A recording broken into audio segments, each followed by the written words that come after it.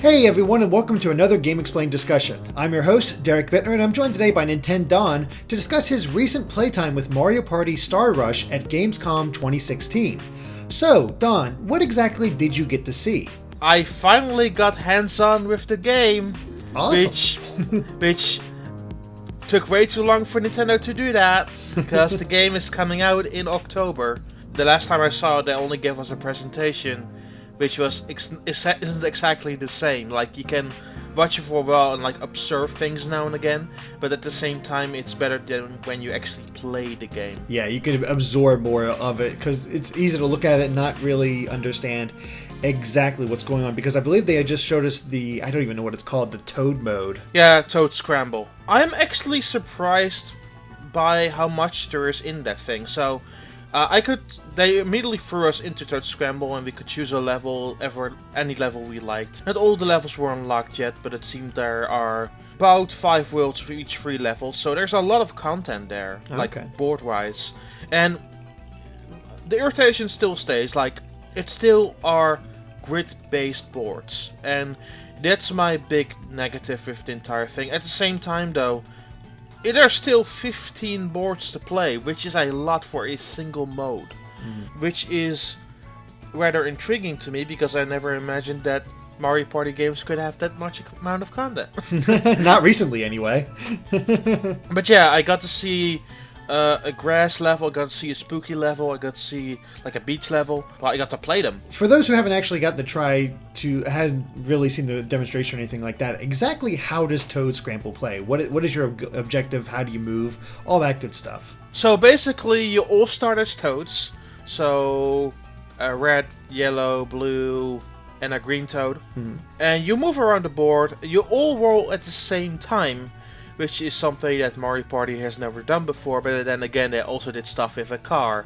So, it goes either way, really. Yeah. But now you have actual freedom to move around again, even though it is this grid-based environment, so it's not exactly the same as you would remember. There are not any interesting sights to be seen, but there are gimmicks on the board that keep that stuff interesting, though. There are item spaces that give you items, obviously. There are special event spaces that do different stuff. For example, on the spooky board, there was a special switch. When pressed, all the spikes in the level would change, which would give access to certain areas and close off others. Okay. So you need to be very strategic when you move that, because with the grid-based system, you can move around in any direction that you like. So you can easily do a loop if you throw 6 and then go direct to the direct space you just landed on, if it's really beneficial to you.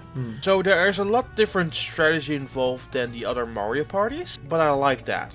There are 2 goals here. The first off is that you go out and defeat bosses. Depending on the size of the board that you play, there are smaller boards and bigger boards in each of these worlds. That depends on how many boss battles minigames you're gonna encounter. The easiest boards will have 3, the bigger boards will have 5. It goes around about that.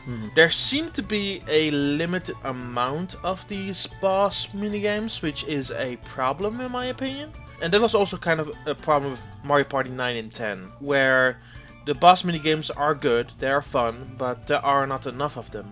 So you kept seeing repeats, so could you estimate how many different bosses you've seen, grand total? I think I've seen 8 at this point. There might be a bit more than that, obviously. But it's easier to see repeats when maybe the max amount is 12 or 13 or something. I don't know. Yeah. But there are some interesting and fun ones. So, for example, there is a big blooper fight where it's all rhythm based, and you have to jump a certain height to hop against the ball, and then we'll move on to the next player. You have to do it really on the rhythm of the music. It's really challenging, but really fun.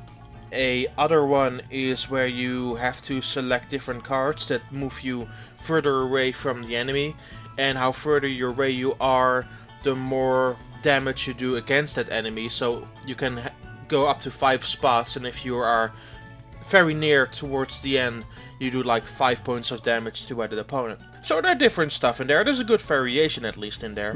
At least each boss is different from the others. It's just you might need more of them because of how many you can encounter within a single board. With the boards themselves, though, after each turn, after everybody goes, is there a minigame like traditionally, or do the minigames have to be activated in other ways?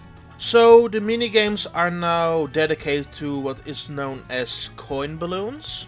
So when you hit a coin balloon, a minigame will start. You also get a coin bonus for starting the minigame in general, and you get to choose the minigame that you're all gonna play.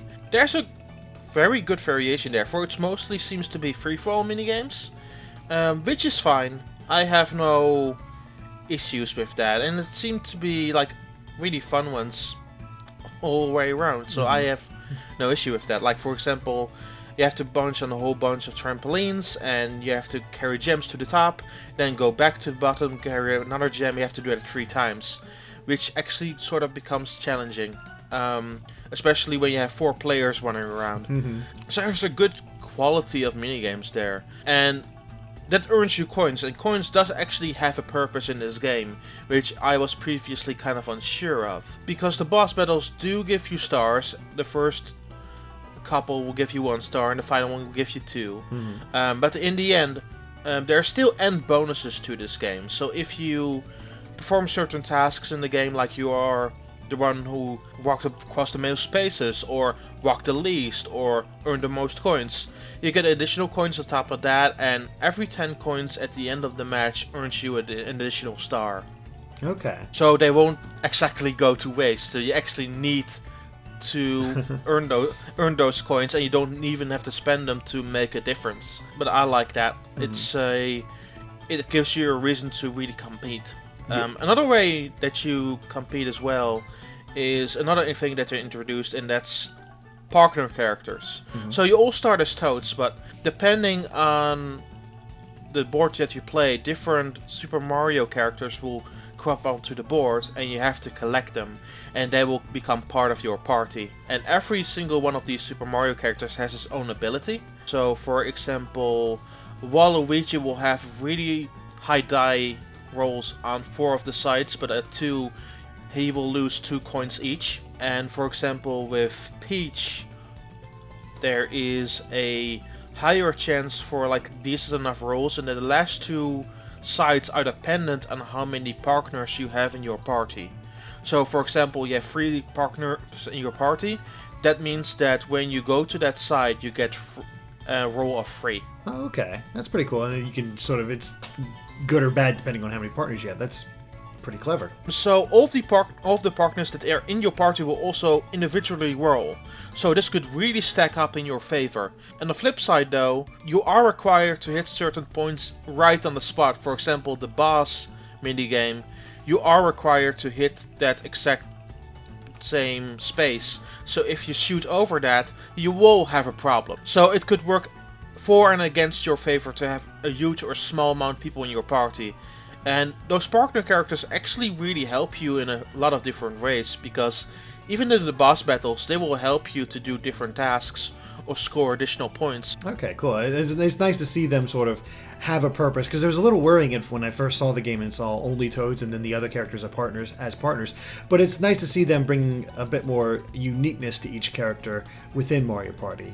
It also makes it really worth it to go out of your way, because you are competing for those stars, you are competing for those coins, but at the same time, when you have more people in your party, there is a lot of potential there to pull the game more into your favor. It's a risk-reward thing, and I really like that about this Toad Scramble mode. In Mario Party 9 and 10, I didn't feel that there was too many stakes involved anymore. It seemed to be, oh, you all have a good time on a car, which I guess, but at the same time, I feel kind of bored now. We're halfway through this thing, and I'm kind of waiting for this to end. Yeah, exactly. So this kept you a lot more involved throughout the entire game. Right, and I think that this could be like the real first Mario Party in a while now, because there's actually potential to screw people over. there's actual potential to do well and score in minigames, and there is a lot of ways where I mean, it's not exactly the same as it used to be. It's not like it has main attractions to every board, but at least they're doing some different stuff that also makes it really work on a handheld. That seems to be the case, and the Toad Scramble is only one of the modes. Have you heard about exactly what the other modes do, or is that still sort of a secret? It's a secret, yeah. Okay, so they're still keeping that close to the vest, but it is interesting that Toad Scramble is the one that they're putting forth. But beyond Toad Scramble, what mini games did you get to try out? How did they stand out to you, I guess, compared to the previous games? I mentioned a few of the boss battle games, and they were fine. But mostly for the rest, it was mostly free-for-alls that I played. And I'm wondering if there are any dual mini-games or run versus freeze in there, but I'm almost thinking there aren't, because else I would have encountered them, because I played really lengthy matches. Which is fine. I mean, there is still a lot of variables that you can do within free-for-all, but it does stand out to you where there are not any different minigames anymore. There's some of the minigames I played. For example, one of the more basic ones is that you have 2 plates of cookies. You can press the B or the A button, and depending on how many more people press a certain button, those cookies will be get shared across those 3 people or 2 people or 1 person. So there will be 2 obvious answers in front of you, one with a lot of cookies and one with a little less amount of them. Will you go for the big amount and see it more spread around, or will you go for the lesser one and maybe be the only one who picks that one? Oh my gosh, that's some psychological stuff going on right there. So I had a lot of times where I would choose the smaller plate, because obviously why not? Like 2 or 3 people would, and we would just end up with 1 cookie each, while the fourth person would be laughing its way to the bank. Man, that went poorly for me. Yeah, you overthink things like, well, everybody, obviously everybody's going to go for the cookie tracer. I should go for the smaller one, but man, everybody's also thinking that same thing, so they'll go for the smaller one. So maybe I should go for the big one, but maybe they'll think that, and you kind of end up with this kind of loop. And I can see that being a lot of fun, just trying to figure out how your friends would think. Especially because this is a local multiplayer game. I think when you're all sitting in the same room next to one another, you're just giving faces or ideas away. So they have confirmed no online. I think that was probably said before, but yeah, no online. Yeah, it's likely said before that there's no online this thing, which is kind of obvious. Yeah, it makes sense. 2 of the 3 matches I played solo, and I still had fun playing it, surprisingly enough, because those games go kind of fast. It's a good handheld game. Okay. But yeah, locally it's, I think, local and download? That's probably right. Yeah, that makes sense. Another minigame that I found really fun, and I think I talked about this previously, was the one where you all have a tray of nuts, and you have to carry them to the end of the level, and constantly the Goombrats from Super Mario Bros. U will try to knock them off, and the more you lose, the more you get closer to your death. And if you make it to the end of the stage, you are guaranteed the victor. Oh wow. So it also goes faster longer it goes on, so it becomes kind of insane. And it seemed to also be that a bunch of minigames are using the touchscreen. Oh, okay. Which I didn't think previously of that, because honestly most of the games that I saw before used the buttons. Even in the Treehouse Live demo I didn't see anything that uses the touchscreen. But yeah, there was one minigame where you would have to put pieces together of a bridge and drag them to the right side of the screen and be basically the first to do that. It's a quick, fast-paced minigame.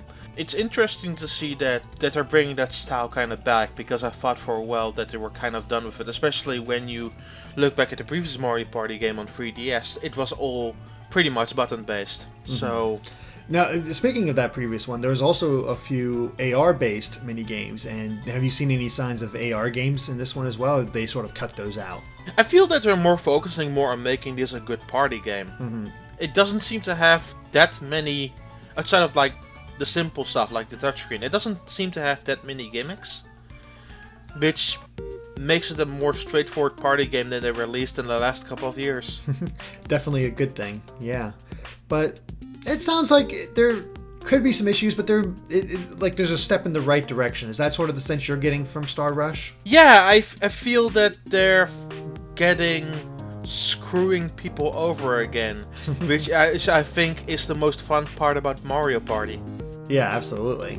So, yeah, I mean, hopefully it's decent. Hopefully it's, better than what we've gotten recently. It seems like it has that chance, but what do you think? Do you think that has a shot at being a well-received Mario Party? I actually think it has a chance, and I didn't think that would be the case previously because I was curious. I think there was some stuff that I did right, there was some stuff that I did wrong, but after playing it, after going through like a couple of those levels, I feel that they're handling this better than I expected it to be. That's about the best we can hear, So, it's great that they're learning and taking steps, and they're not letting this franchise die yet. They're trying to figure out what works. Well, I would say that not really any Mario Party mattered since Mario Party 8. Mm-hmm. So it took them a while to make me actually be excited to be dickish in a Mario Party again. Yeah, who knew? But yeah, I mean, it all sounds pretty good. I'm vaguely interested. I'm not totally sold yet, but I'll at least keep an eye on Star Rush for now. But I think that covers it for our Mario Party Star Rush discussion.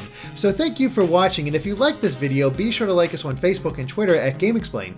And Don, where can they find you at? You can find me on Twitter, which is at Nintendaan. That's Nantendaan.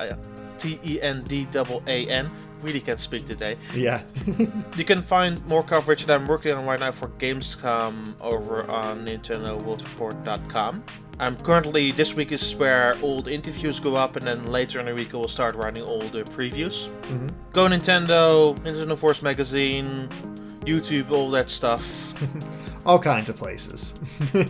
All kinds of places, exactly. Exactly. Alright, and of course, stay tuned to Game Explained for more on Mario Party and other things gaming too. Until next time, bye.